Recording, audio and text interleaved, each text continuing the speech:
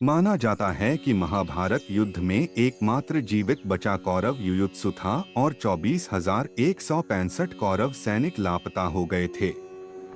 Love और कुश की 50वीं पीढ़ी में शल्य हुए, जो महाभारत युद्ध में कौरवों की ओर से लड़े थे। शोधानुसार जब महाभारत का युद्ध हुआ, तब श्री कृष्ण की आयु 83 वर्ष थी। महाभारत युद्ध के 36 वर्ष बाद उन्होंने देह त्याग दी थी।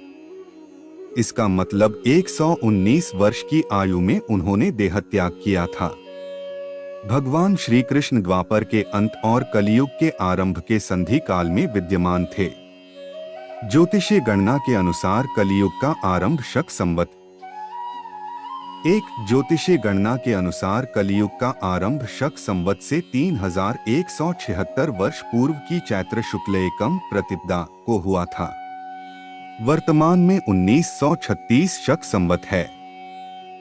इस प्रकार कलियुग को आरंभ हुए 5112 वर्ष हो गए हैं। इस प्रकार भारतीय मान्यता के अनुसार श्री कृष्ण विद्यमानता या काल शक संवत पूर्व 3263 की भाद्रपद क्री 8 बुधवार के शक संवत पूर्व 3144 तक है। भारत का सर्वाधिक प्राचीन युधिष्ठिर संवत, जिसकी गणना कलियुग से 40 वर्ष पूर्व से की जाती है, उक्त मान्यता को पुष्ट करता है। 2 कलियुग के आरंभ होने से 6 माह पूर्व मार्गशीर्ष शुक्ल 14 को महाभारत का युद्ध का आरंभ हुआ था, जो 18 दिनों तक चला था। आओ जानते हैं महाभारत युद्ध के 18 दिनों के रोचक घटनाक्रम को। युद्ध में दोनों पक्षों के कुरुक्षेत्र में शिविर कहाँ थे, अगले पन्ने पर जानिए। महाभारत युद्ध से पूर्व पांडवों ने अपनी सेना का पड़ाव कुरुक्षेत्र के पश्चिमी क्षेत्र में सरस्वती नदी के दक्षिणी तट पर बसे समंत्र पंचक तीर्थ के पास हिरण्यवती नदी, सरस्वती नदी की सहायक नदी के तट पर डाला। 3 कौरवों ने कुरुक्षेत्र के पूर्वी भाग में वहां से कुछ योजन की दूरी पर एक समतल मैदान में अपना पड़ाव डाला। दोनों ओर के शिविरों में सैनिकों के भोजन और घायलों के इलाज की उत्तम व्यवस्था थी। हाथी, घोड़े और रथों की अलग व्यवस्था थी। हजारों शिविरों में से प्रत्येक शिविर में प्रचुर मात्रा में खाद्य सामग्री, अस्त्र शस्त्र, यंत्र और कई वैद्य और शिल्पी वेतन देकर रखे गए। दोनों सेनाओं के बीच में युद्ध के लिए 5 योजन 1 योजन 8 किलोमीटर की परिधि, विष्णु पुराण के अनुसार 4 कोस या कोश 1 योजन 13 किलोमीटर से 16 किलोमीटर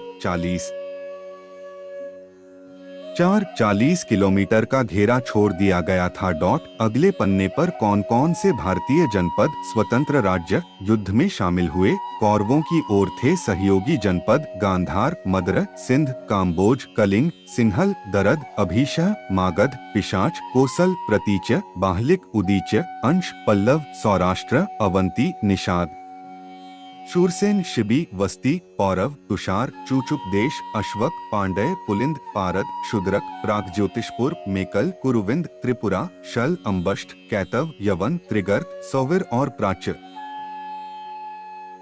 5 कौरवों की ओर से ये योद्धा लड़े थे। भीष्म, द्रोणाचार्य, कृपाचार्य, कर्ण, अश्वत्थामा, मदनरेश, शल्य, भूरिश्रवा, अलम्बुश, कृतवर्मा, कलिंगराज, श्रुतायुध, शकुनी, भगदत्त, जयद्रथ, विंध्यानुविंद, काम्बोजराज, सुदक्षिण, बृहद्वल, दुर्योधन व उसके 99 भाई सहित अन्य हजारों योद्धा। पांडवों की ओर थे ये जनपद पांचाल, चेदी, काशी, करुष, मत्स्य, केकय, सृंजय, दक्षार्ण, सोमक, कुंती, आनप्त, दाशेरक, प्रभद्रक, अनुपक, किरात, पटच्चर, तित्तिर, चोल, पांड्य, अग्निवेश्य, हुंड, दानभारी, शबर, उद्भस, वत्स, पौंड्र। 6 कुंडीविश, मारुत, धेनुक, तगण्य और परतगण।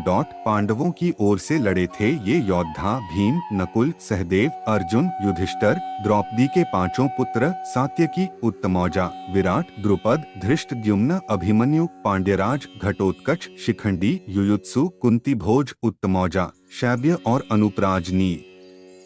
तटस्थ जनपद विदर्भ, शाल्व, चीन, लौहित्य, शोणित, नेपा, कोंकण, कर्नाटक, केरल, आंध्र, द्रविड़ आदि ने इस युद्ध में भाग नहीं लिया।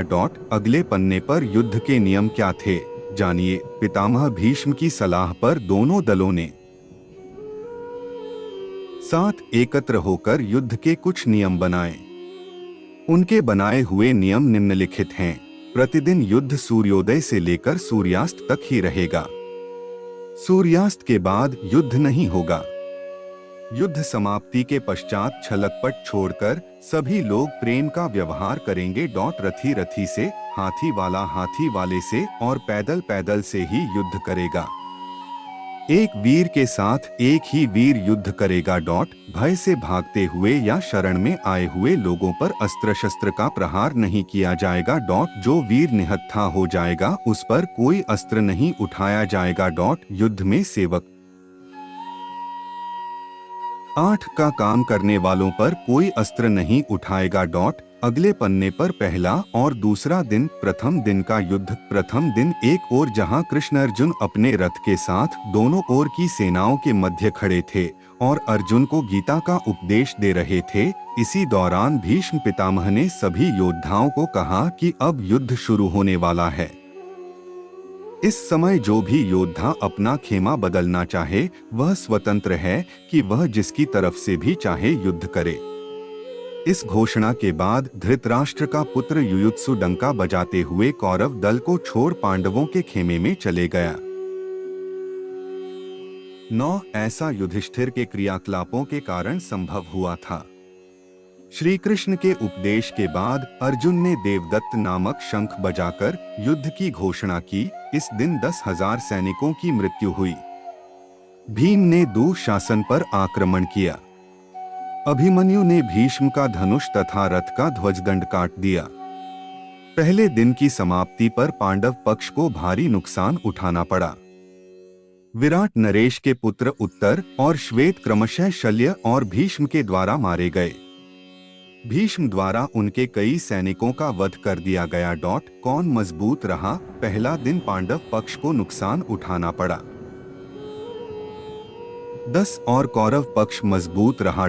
दूसरे दिन का युद्ध। कृष्ण के उपदेश के बाद अर्जुन तथा भीष्म, धृष्टद्युम्न तथा द्रोण के मध्य युद्ध हुआ। सात्यकी ने भीष्म के सारथी को घायल कर दिया। द्रोणाचार्य ने धृष्टद्युम्न को कई बार हराया और उसके कई धनुष काट दिए। भीष्म द्वारा अर्जुन और श्री कृष्ण को कई बार घायल किया गया। इस दिन भीम का कलिंगों और निषादों से युद्ध हुआ तथा भीम द्वारा सहस्रों कलिंग और निषाद मार गिराए गए। अर्जुन ने भी भीष्म को भीषण संहार मचाने से रोके रखा। कौरवों की ओर से लड़ने वाले कलिंगराज भानुमान 11 वीर योद्धा मार गए। कौन मजबूत रहा? दूसरे दिन कौरवों को नुकसान उठाना पड़ा और पांडव पक्ष मजबूत रहा। अगले पन्ने पर तीसरा और चौथा दिन। तीसरा दिन कौरवों ने गरुड़ तथा पांडवों ने अर्धचंद्राकार जैसी सैन्य व्यूह रचना की। कौरवों की ओर से दुर्योधन तथा पांडवों की ओर से भीम व अर्जुन सुरक्षा कर रहे थे। इस दिन भीम ने घटोत्कच के साथ मिलकर दुर्योधन की सेना को युद्ध से भगा दिया। यह देखकर भीष्म भीषण संहार मचा देते हैं। श्री कृष्ण अर्जुन को भीष्म वध करने को कहते हैं। 12 परंतु अर्जुन उत्साह से युद्ध नहीं कर पाता, जिससे श्री कृष्ण स्वयं भीष्म को मारने के लिए उद्यत हो जाते हैं, परंतु अर्जुन उन्हें प्रतिज्ञा रूपी आश्वासन देकर कौरव सेना का भीषण संहार करते हैं। वे एक दिन में ही समस्त प्राच्य, सौवीर, शूद्रक और मालव क्षत्रिय गणों को मार गिराते हैं। भीम के बाण से दुर्योधन अचेत हो गया और तभी उसका सारथी रथ को भगा ले गया। भीम ने सैकड़ों सैनिकों को मार गिराया। इस दिन भी कौरवों को ही अधिक क्षति उठाना पड़ती है। उनके प्राच्य, सौवीर, शूद्रक और मालव वीर योद्धा मारे जाते हैं। 13 कौन मजबूत रहा? इस दोनों ही पक्ष ने डट कर मुकाबला किया। चौथा दिन। चौथे दिन भी कौरव पक्ष को भारी नुकसान हुआ। इस दिन कौरवों ने अर्जुन को अपने बाणों से ढक दिया, परंतु अर्जुन ने सभी को मार भगाया। भीम ने तो इस दिन कौरव सेना में हाहाकार मचा दी। दुर्योधन अपनी 10 सेना भीम को मारने के लिए भेजी, परंतु घटोत्कच की सहायता से भीम ने उन सबका नाश कर दिया और 14 कौरवों को भी मार गिराया, परंतु राजा भगदत्त द्वारा जल्द ही भीम पर नियंत्रण पा लिया गया। बाद में भीष्म को भी अर्जुन और भीम ने भयंकर युद्ध।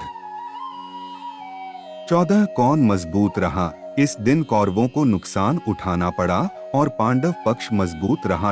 अगले पन्ने पर 5वां और 6ठा दिन। 5वें दिन का युद्ध। श्री कृष्ण के उपदेश के बाद युद्ध की शुरुआत हुई और फिर भयंकर मारकाट मची। दोनों ही पक्षों के सैनिकों का भारी संख्या में वध हुआ। इस दिन भीष्म ने पांडव सेना को अपने बाणों से ढक दिया।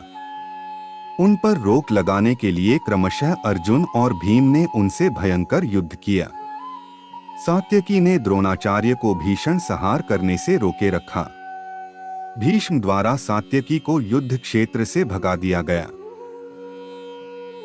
मेरे सभी प्यारे दोस्तों, महाभारत की इस कहानी का हाल आपका अगली वीडियो में मिलेगा। अगर आपको मेरा वीडियो अच्छा लगा, चैनल को सब्सक्राइब और लाइक करना। धन्यवाद।